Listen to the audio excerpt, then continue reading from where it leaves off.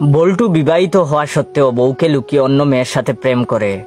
একদিন চুমু খাওয়ার সময় বল্টুর গার্লফ্রেন্ড তাকে বলল, তোমার দাড়ি শেভ করো, দেখতে বাজে লাগে।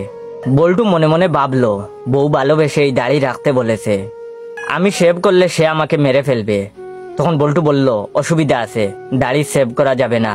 রেগে গিয়ে তার গার্লফ্রেন্ড তাকে বলল, হয় দাড়ি সেভ করবে, নইলে এই বন মানুষের মতো দাড়িওয়ালা মুখ আমার সাথে আর দেখা করবে না।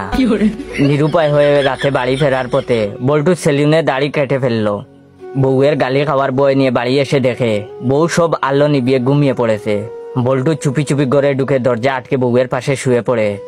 কিছুক্ষণ পর বল্টুর বউ পাশ ফিরে তার গালে হাত বুলিয়ে চমকিয়ে বলে উঠে, আবুল, তুমি এখনো যাওনি, একটু পরেই আমার স্বামী এসে পড়বে, পালাও তাড়াতাড়ি। এটা শোনার পর তো বল্টু বেহুশ।